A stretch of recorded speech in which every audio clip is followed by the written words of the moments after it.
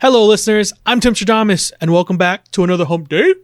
Joining me, as always, is my talented and beautiful co-hostess, Voyse. Good morning, Timstradamus, and welcome to all of our listeners. I have another fun question for you, or riddle, whichever one you'd like to see. I'm tall when I'm young, I'm short when I'm old, and every Halloween I stand up inside jack-o'-lanterns. What am I? Oh, I'm going to get this on the first go here. I'm a candle. You are, yes. When you're young, you're very tall. As you get used and you get older, you whittle down, and every Halloween you're in jack-o'-lanterns. Yeah, I'm just happy I got it on the first go here. Because Mondays was rough. It was. I mean, it's not as bad as Stacy's mom. Stacy's mom? Has got it. No. It was the one with the north, south, east, and... Please stop. I need a reminder of that. Well, for any new listeners out there, I scour Reddit like a little hobgoblin trying to find the best stories out there that are interesting, funny, and dramatic. And then I go ahead and read it for your guys' enjoyment. Damus and I go ahead and give our perspectives, and we look forward to hearing yours in the comment section.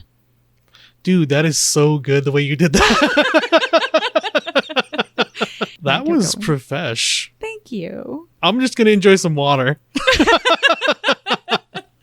Hydration Wednesdays, baby. Well, while you go ahead and enjoy all of your water because you have to stay up on your hydration, why don't we go ahead and delve into these stories? For any listeners wanting to follow along, all story links are in the description below. For our first story, am I the a-hole for dropping out of my friend's wedding party 3 weeks before her wedding? Title: My friend, female 31, and I, 32, have been friends for about 8 years when we met in grad school. When she asked me to be part of her bridal party earlier this year, I was quite happy. There were a few times when I had fallen into pretty deep depression over the past few years and didn't keep contact with any of my friends, so it was nice to know she still wanted me there.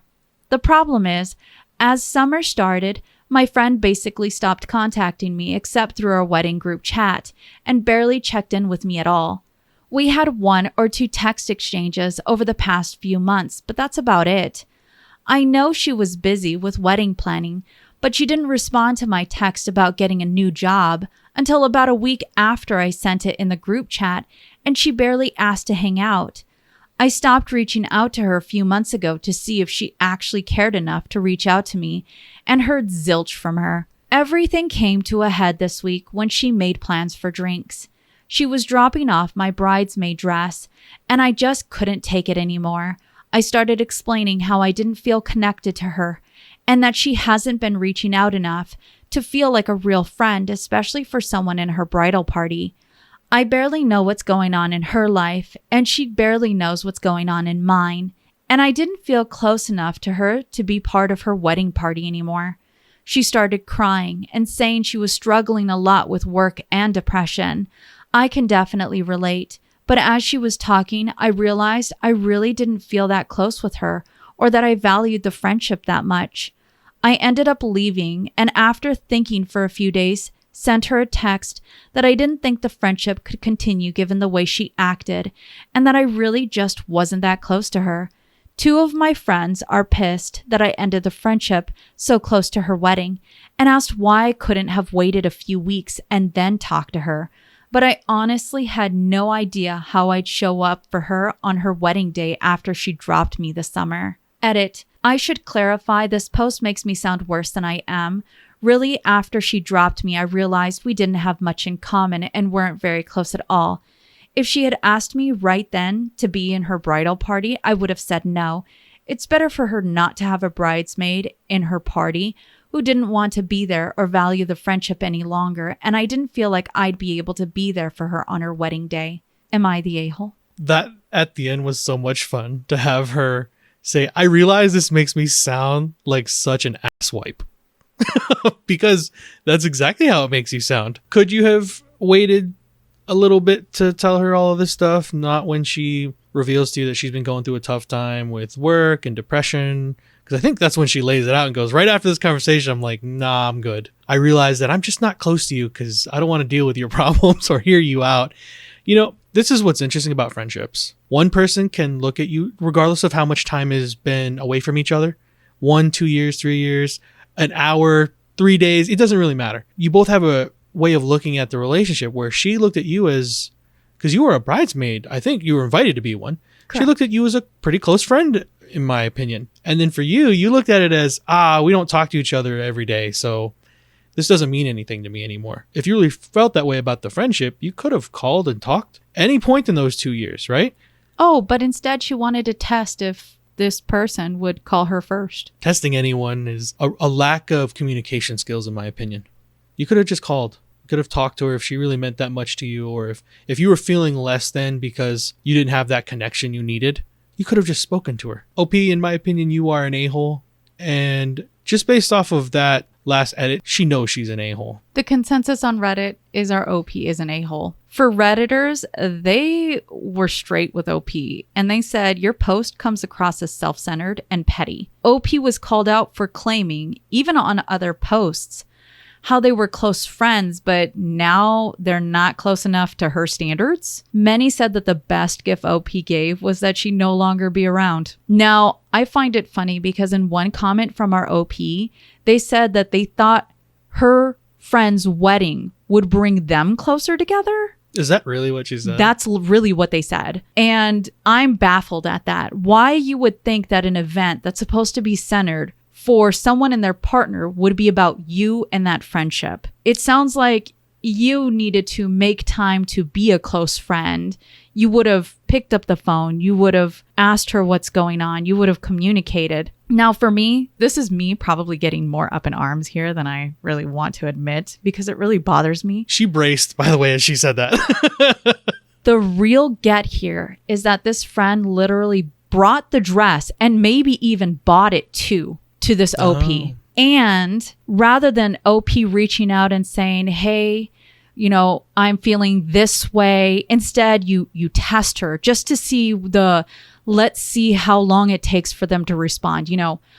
I hate when people do that to their partner, and I hate when they do it to their friends. Individuals need to learn to communicate. It would be nice if someone could telepathically understand each other. That would be great. Is that realistic? Hell no, that's not. If there are a few times where you and someone are able to pick up on each other, that tends to be very rare. But more than likely, what the other person did was read your body language or pick up your cues because they're so around you all the time that they're able to. People don't read other people, especially when their lives get busy, things get hectic, other emotions get in the way, to understand that you're trying to test them to see if they have some loyalty to you. What is that? What childishness is that? Manipulation.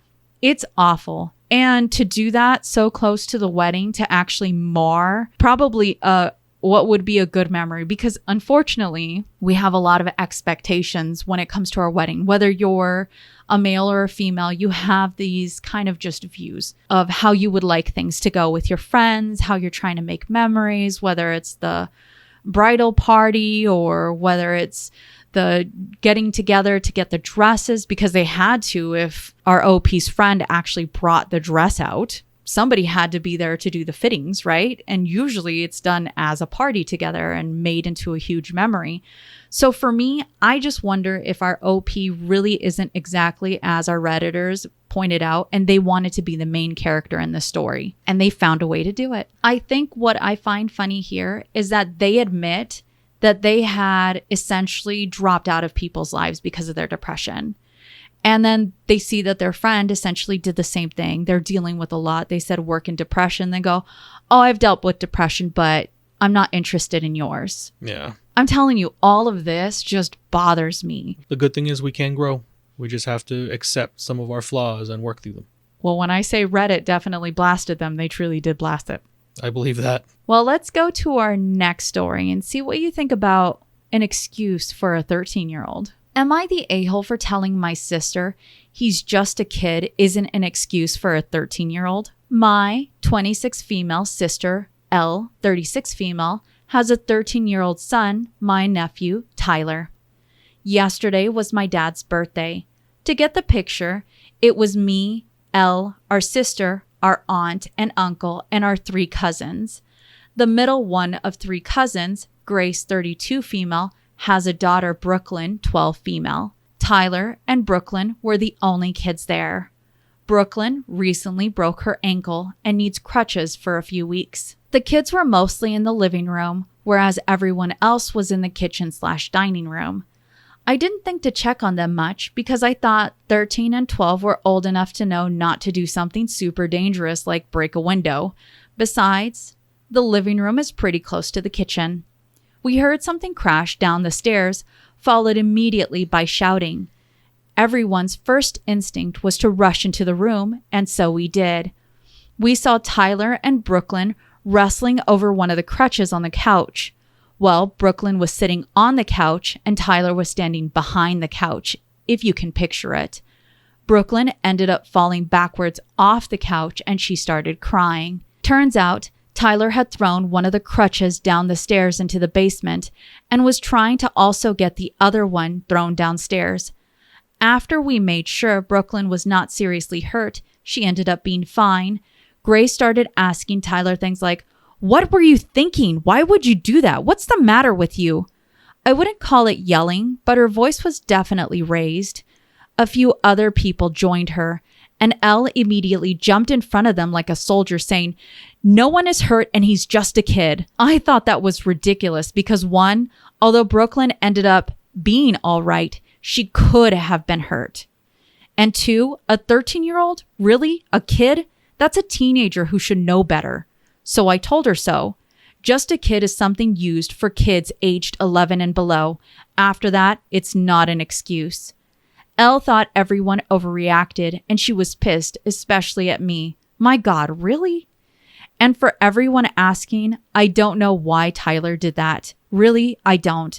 Maybe he thought it'd be funny or something.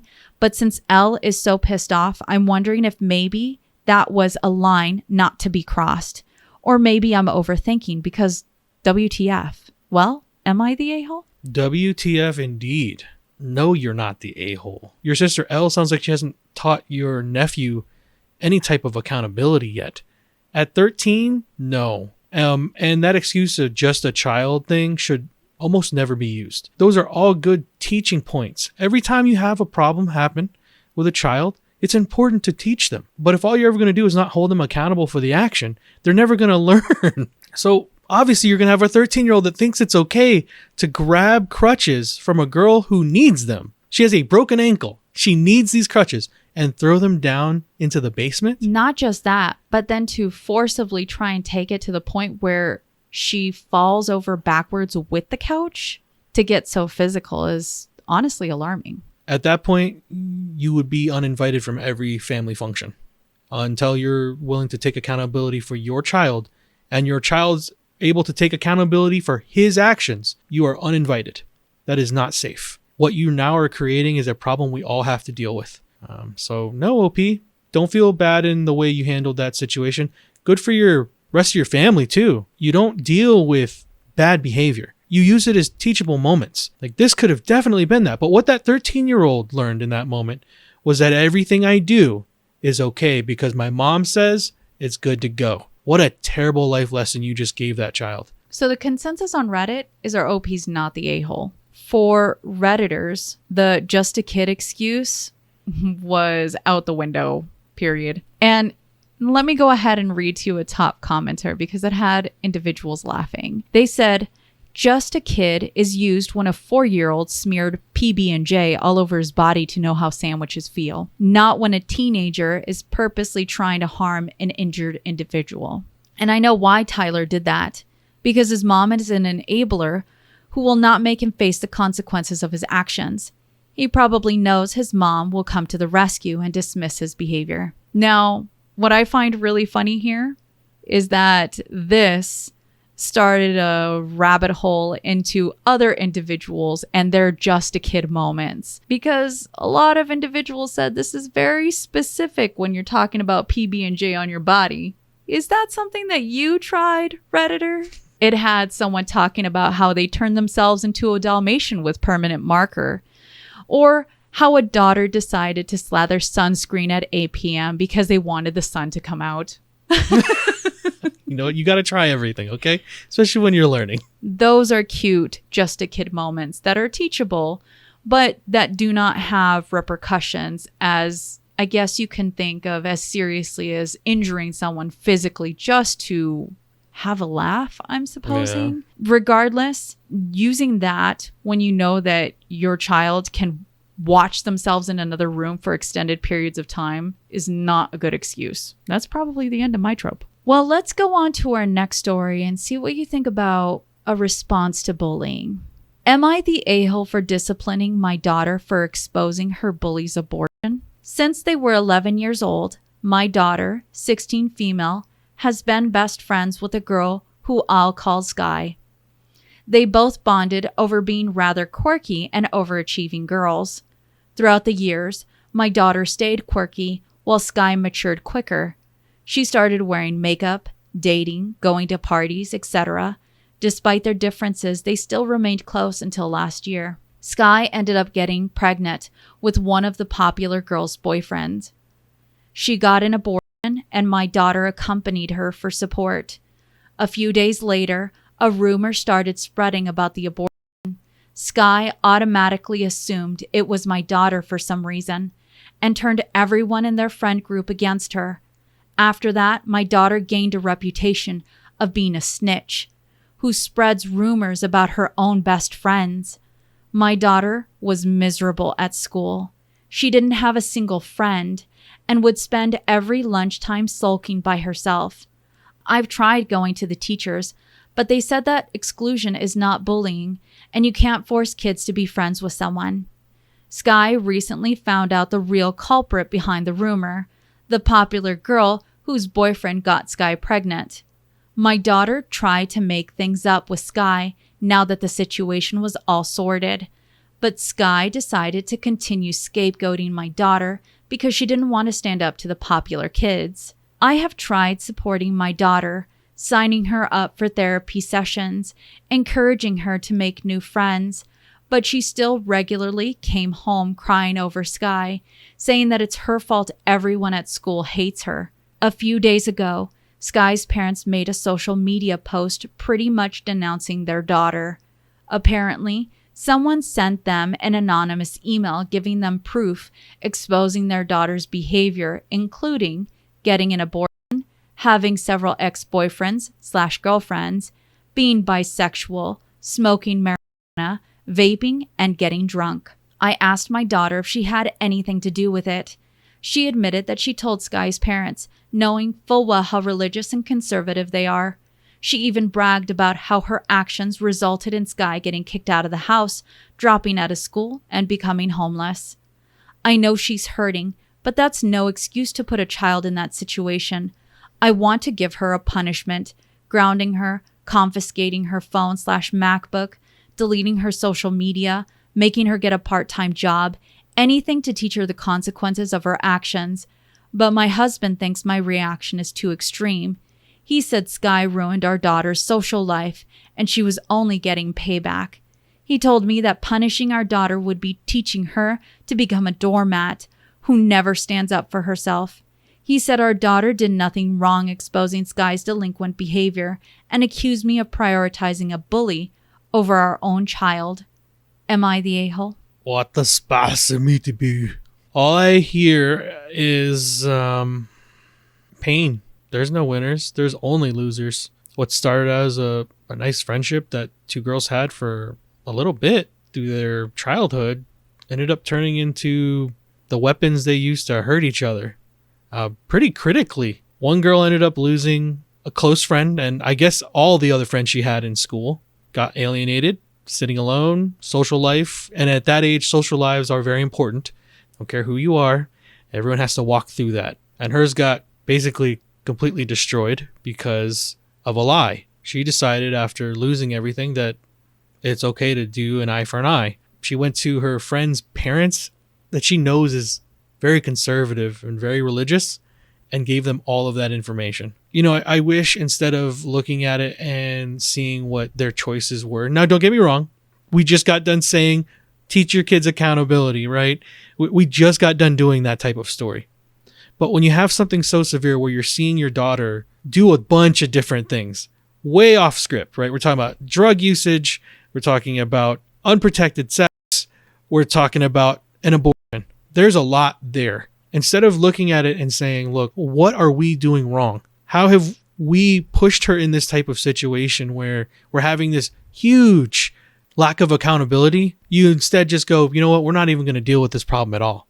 We're kicking you out. Bad parents. Nobody won. In fact, the way your daughter has reacted in this situation to have done what she did knowing the result she was going to get. It sucks that it happened on both sides. What I'd say is, because it sounds like the husband or the father in this situation is saying she got what she got. She shouldn't have pushed her in a corner and this would never have happened. Well, on the surface, that does make sense. You learned a lesson.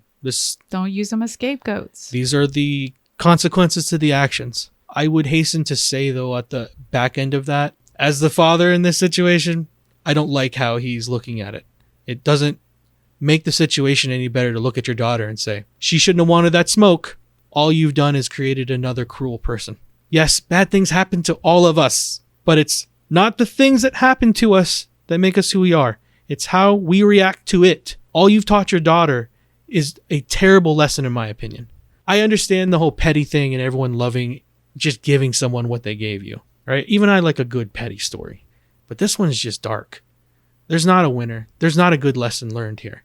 At least the mother, I can sit here and go, you know, maybe there is something breaking through. Am I saying it's okay that she did that at her school and got her friend basically bullied and isolated? No, that's not okay. But as a father, I would sit there and go, look, we've all made mistakes. Let's put the best foot forward now and figure out how we make at least her situation livable, because that's not acceptable anywhere. I hate that that's okay. So in my opinion, honestly, I think everyone sucks. The consensus on Reddit was that our OP's the a-hole. And Redditors had a lot to say on this, but I'll sum it up as best as I can. A lot of Redditors could empathize with OP's daughter just for the simple fact that they were bullied through exclusion. While many don't condone the actions of OP's daughter, they also don't blame her for being placed in that corner to begin with. Some Redditors were overjoyed that Skye got her comeuppance, while it felt as if other Redditors sort of looked on in sadness for the two girls. Now, for me, I question OP in saying that Skye matured more than OP's own daughter did. I guess for me, I question the ability for OP to actually judge how mature a child is, because Skye, simply because you're wearing makeup and you're acting a little different doesn't mean that that child has matured. It just means that they look that way. Clearly, if you find out later that they're doing a lot of things that are irresponsible, that's not maturity at all. So I personally question our OP's post with saying that Skye has matured more than our OP's daughter. Clearly, at least for me, what Skye was experiencing was being smothered at home by extremely conservative values that had them lashing out of control in their actions while also trying to find a form of control in their social circles.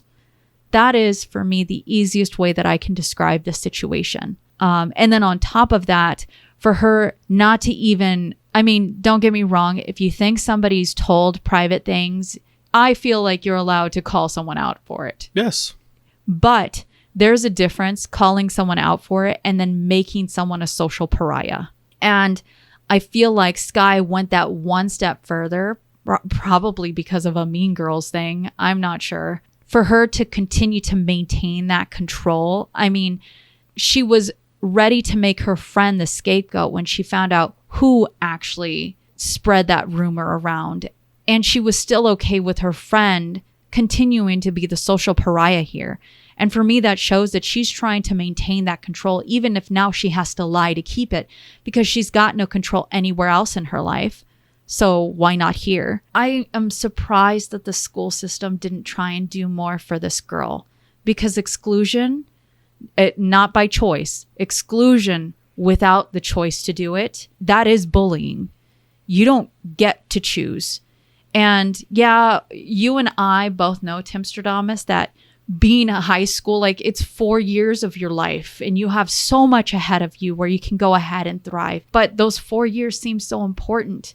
And it's funny how you and I, even in our conversations, we talk back about our experiences as we've grown up, even as adults. I don't think OP's daughter should be punished for it, but it should be reinforced that what she did was not right. And she turned into the bully that she absolutely hated. You don't need to be a bully to stand up for yourself. You don't need to be a doormat to know that there are times where you need to hold back. But I can't imagine that when the consequences of OP's daughter and what she's done truly set, that she's not going to like the guilt that's going to truly set in to know that you've ruined someone else. Sure. Not just from that school, but from her entire life.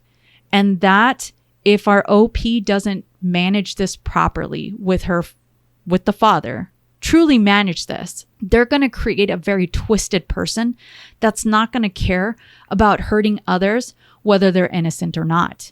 That is my insight on this. So for me, I also stand by you when I say this whole situation is just sad and everyone sucks here. What you just taught your daughter was it was okay by any means necessary to get back at people. Petty is fun and all the great stuff, but seldom do we start measuring the collateral that it's taking from us by being petty.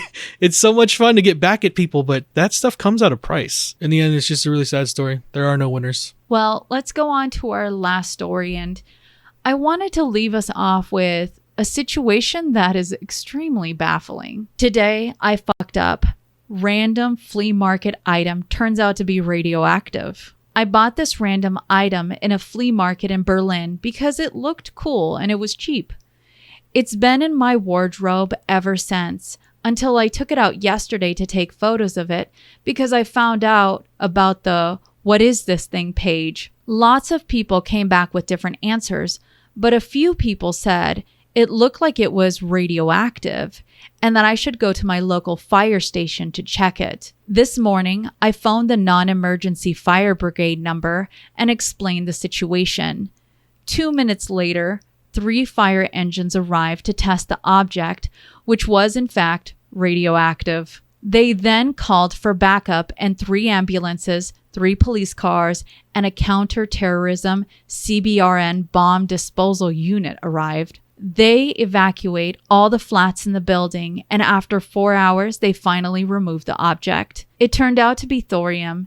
I'm not sure what the isotope number or radiation levels. The too long don't read. Object I bought in a flea market is identified as radioactive thanks to Reddit and fire brigade. Now, I will just add here, OP said it cost him just €7. He got it while in holiday in Berlin, and he actually lives in the UK. The radiation levels were higher than usual, but not dangerous. Oh, that's all I really cared about. Thank goodness. Good. Man, that is a crazy story. You buy something because it's cheap and it's interesting. You're just like, oh, I'm visiting this one place. I can't wait to go ahead and get a little souvenir. And you're like, oh, this thing looks really cool. Why don't I get it? It's cheap too. Yeah. Thank goodness it didn't have any impact on his health. Right? Radiation can be dangerous. I mean, obviously everything we touch to your phone, basically everything in your household has some form of radiation coming off of it. But, those levels are within reason. Yeah. So just in case you're curious, this is what it looks like. It looks very ordinary. Plain, assume. I would think that it is something for plumbing, just from the looks of it for me. Just to go ahead and insert it, and it needs to be put in place and good. Or something off of your heater, like your water heater, but never would think that it would have thorium in it and that it would be full of radiation. What a fun way to find out that you have something very dangerous in your home when you put it on the internet and people are going, hey, guy, you need to call the fire brigade and get that thing out of there now. I mean, can you imagine you're in a building full of flats and then you have the fire department and you see all these cars and ambulances and they're forcing you out of your home? The stories that people made up about you, your neighbors pinned you out to be You're a spy. Yeah, something amazing. You try to sneak something into the country. Oh, yeah. Well, was that our last story? That was our last story. That last one almost reminded me of that story that you told me regarding the the largest meth lab that happened down your street? Yes, a long time ago, there was a meth bust where I was, and it was the biggest of the state at the time. FBI was everywhere. I was like, me? No, not you. Get out of the way. I'm kidding, but yeah, it was interesting to watch. I'm happy though for that OP. Everything is okay, and he doesn't have any residual health problems. They said that they actually, I guess, tested his hands and made sure that his shoes were off, and they tested his feet. And it sounds like their government officials are going to come back and double check and make sure that everything's fine. So it's nice to hear about our government caring about its little people. Wild story you'll be able to share with everyone for the rest of your life. Can you imagine your grandkids? You're like, I was able to sneak him some radiation into our country, some thorium, kids. Your mother was testing my nuts for it. That's how I met her.